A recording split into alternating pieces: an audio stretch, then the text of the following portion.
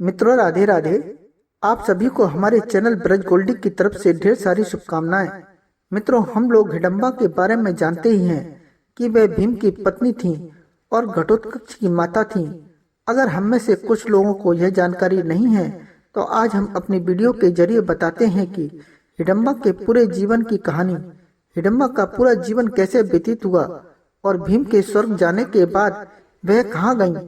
कहा जाता है कि हिडम्बा का पूरा जीवन बहुत ही करुणा और पीड़ा से भरा हुआ था, लेकिन जितना भी उसने दुख देखा उससे कहीं अधिक अपना जीवन आत्मसम्मान के साथ जिया।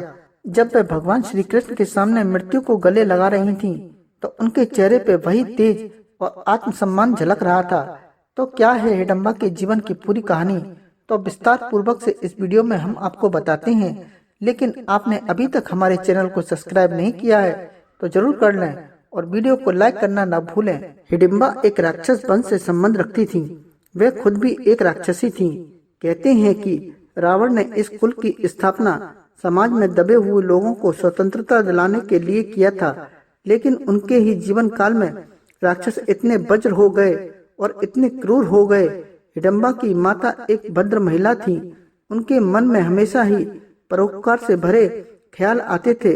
वह चाहती थी कि लोगों का कल्याण हो, लेकिन वह भी राक्षसी थी, इसलिए मनुष्यों से कभी भी उन्हें आदर प्राप्त नहीं हुआ। क्योंकि उनका मन कोमल था, इसलिए अपने समाज और राक्षस समाज के अंदर भी उन्हें कभी भी पूर्णतः इज्जत नहीं मिली। जब उसका पहला पुत्र हुआ तो पति ने उस पुत्र को खूब प्यार से लालन पालन किया, लेकिन उसने अपनी पत्नी को वह हक कभी नहीं दिया जिसकी वह अधिकारी थी। उसके बाद उसके गर्भ से एक कन्या का जन्म हुआ।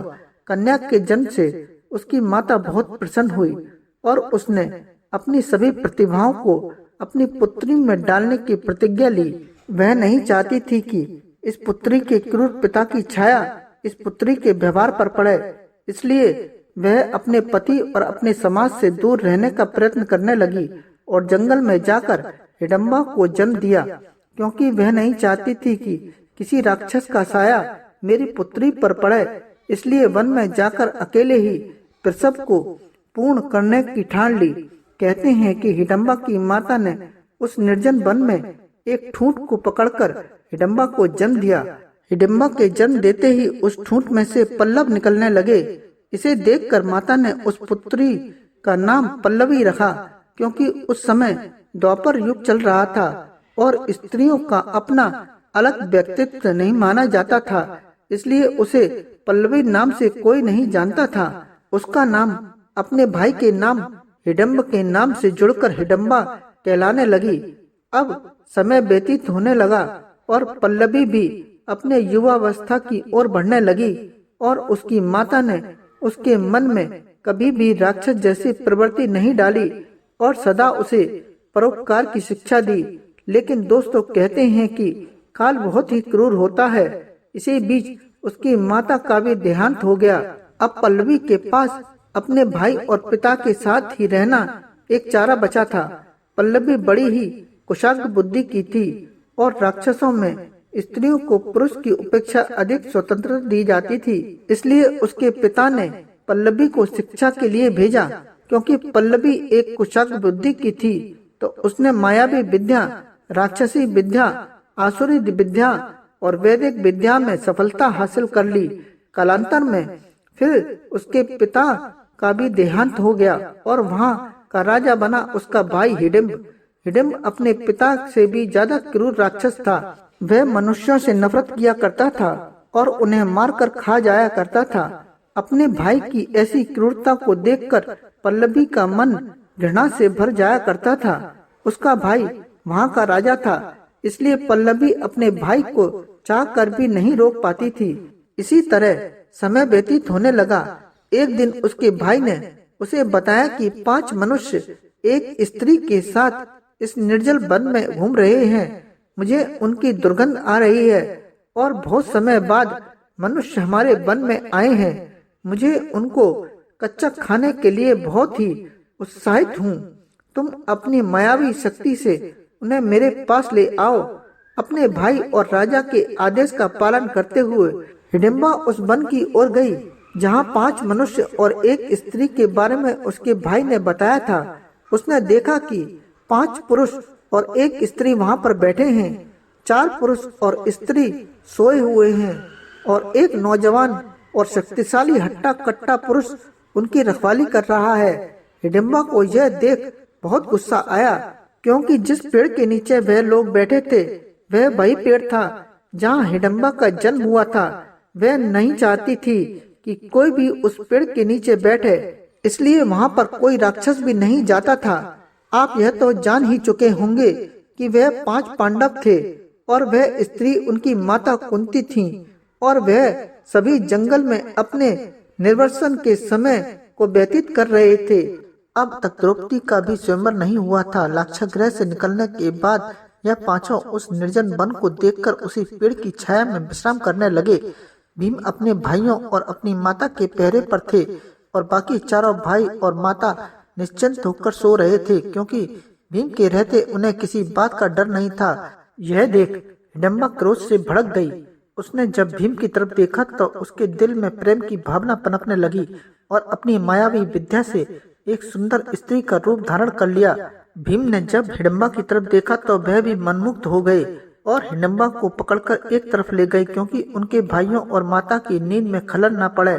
वहां भीम ने उसका परिचय पूछा। हिडिंबा ने सब बताया तो भीम बोले कि हमने तुम्हारा कोई अपराध नहीं किया है, तुम हम लोगों को क्यों मारना चाहती हो। हिडिंबा बड़े ही प्रेम से भीम की तरफ देख रही थी और उन्होंने भी प्रेम की दृष्टि से हिडिंबा पर डाली। हिडिंबा राक्षसी थी, लेकिन वह बहुत ही कोमल और सुंदर थी। वह एक अप्सरा से कम नहीं थी। भीम उसे देखकर मोहित हो गए और वह हिडिंबा पर क्रोध भी कर रहे थे कि यह स्त्री हमें बिना किसी कारण के क्यों मारना चाहती है। जब भीम ने कठोरता से हिडिंबा से पूछा तो हिडिंबा ने मुस्कुराते हुए पूरी कहानी भीम को बता दी। उसने कहा कि जो स्थान पर आप विश्राम कर रहे हैं वह मेरा स्थान है, और अगर मेरे स्थान पर कोई विश्राम करेगा तो मैं कैसे सहन करूंगी। भीम ने कहा कि यह एकदम निर्जन वन है, और वन तो एक व्यक्ति का नहीं होता है, और जो यहाँ पर है वही उसका हिस्सा है। हिडिंबा ने कहा, वह 5 व्यक्ति तुम ही हो ना, जिनके लिए मेरे भाई ने मुझे यहाँ तुमको अपने भाई के पास ले जाने के लिए भेजा है। इस पर भीम ने कहा कि तुम्हारा भाई कौन है। इस पर उसने कहा कि मेरा नाम हिडिंबा है और मेरे भाई का नाम हिडम्ब है। इस पर भीम ने बड़े ही मधुर शब्दों में कहा, अच्छा तो तुम राक्षस हिडम्ब की बहन हो। इस पर हिडिंबा ने कहा, नहीं, मैं क्रूर नहीं हूँ। फिर भीम बोले, देखने में तो ऐसा नहीं लगता है कि तुम अपने भाई की तरह ही क्रूर होंगी, और अगर तुम्हारा भाई यहाँ पर आएगा तो मैं उसको मार डालूंगा। जब काफी देर हो गई तो हिडिंब ने वहां जाने का निश्चय किया जहाँ पर 5 पांडव थे। वहां जाते ही उसने देखा कि भीम और हिडिंबा आपस में प्रेम के मधुर व्यक्तित्व में मन मुग्ध हैं और वे प्रेम के सरोवर में डूबे हुए हैं। यह देखकर हिडिंब क्रोध से भर गया और तेजी के साथ भीम पर लपका। उधर अपने भाई को इस तरह देख हिडिंबा अलग जाकर खड़ी हो गई और भीम और हिडिंब में भयंकर युद्ध प्रारंभ हो गया और भीम ने युद्ध में हिडिंब को मार डाला। इस पर हिडिंबा ने भीम से विवाह करने का प्रस्ताव रखा और फिर वह माता कुंती के पास गई और उसने भीम और अपनी प्रेम की बात माता कुंती को बताई और भीम से विवाह करने का प्रस्ताव रखा। कुंती न केवल माता थी बल्कि वह एक राजमाता थी। उनके सामने सबसे बड़ा प्रश्न अब यह था कि अपने बेटों को वन में भटकते हुए किस तरह से उसका अधिकार देना है। ऐसे में वह जानती थी कि यदि 5 बेटे अलग अलग शादी करके अपना घर बसा लेंगे तो उनका एकत्र बिखर जाएगा, फिर वह कभी हस्तिनापुर को नहीं जीत पाएंगे। कुंती इस सभी बातों को जानते हुए हिडिंबा से कहती है कि मैं भीम के प्रेम का महत्व को जानती हूँ, मैं प्रेम को स्वीकार करती हूँ, मैं उसे तुमसे विवाह करने की अनुमति भी दे दूंगी, लेकिन तुम्हें कुलवधु के रूप में स्वीकार नहीं कर सकती हूँ, क्योंकि हम आर्य हैं और तुम राक्षसी, एक कुल की कुलवधु राक्षसी हो, यह हमारा समाज स्वीकार नहीं कर पाएगा। इस पर हिडिंबा ने कहा कि ऐसा क्या कारण है माता, मुझे बताएं। इस पर कुंती ने कहा कि राक्षसी अनेक विवाह कर सकती है और अनेक पति रख सकती है, लेकिन आर्यपुत्र की एक ही पत्नी होती है और सब को जानते हुए भी हिडम्बा ने भीम से विवाह कर लिया और वह अच्छी तरह जानती थी कि जब तक भीम वनवास का समय व्यतीत कर रहे हैं तब तक ही उसके पास हैं। वह कभी कुलवधु नहीं बन पाएगी और भीम और हिडम्बा का प्यार बढ़ता गया। वनवास का समय पूरा होने में अभी कुछ समय बाकी था। फिर उसके बाद हिडम्बा के गर्भ से एक शिशु का संचार हुआ। वह एक बच्चा हुआ जिसके सर पर बाल नहीं थे। उसका सर ऐसा लगता था जैसे उल्टा हुआ घड़ा हो। इसी कारण उस बालक का नाम घटोत्कच रखा गया। घटोत्कच अपने पिता को पहचान ही नहीं पाया था जब तक पांडव वहां से चले गए। जंगल में केवल हिडम्बा और उसका पुत्र ही रह गए। हिडम्बा यह जानती थी कि भीम उससे प्रेम करते हैं और समय समय पर उसके पास आया करेंगे, लेकिन भीम भी राजनीति में उलझे हुए थे। उनके सामने काफी लक्ष्य थे और इसी बीच भीम हिडम्बा को भूल गए। इसी बीच भीम की जिंदगी में द्रौपदी का आगमन हुआ। यह सब हिडम्बा जानती थी। उसको इसका कोई गम नहीं था। न वह द्रौपदी से सौतेला व्यवहार रखती थी। जब दोबारा पांडव वनवास को गए तो द्रौपदी भी उनके साथ थी।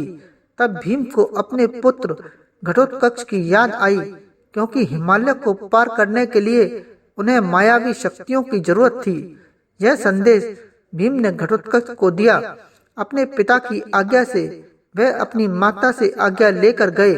उसके बाद फिर एक बार भीम उसे भूल गए। भीम को फिर अपने पुत्र की याद आई। महाभारत युद्ध में तब घटोत्कच का विवाह ऐलावती से हो चुका था और उसके 3 पुत्र भी हो गए थे, बर्बरिक, अंजनपर्वा और मगवर्ण। घटोत्कच अपने पुत्र अंजनपर्वा के साथ उस युद्ध में भाग लेने गया और कर्ण के हाथों मारा गया। फिर अपनी माता से आज्ञा लेकर बर्बरिक वहां पर गए। यह तो आप जानते ही होंगे कि किस तरह श्री कृष्ण ने उनका गला काट दिया था, जो कि आज खाटू श्याम के नाम से पूजे जाते हैं।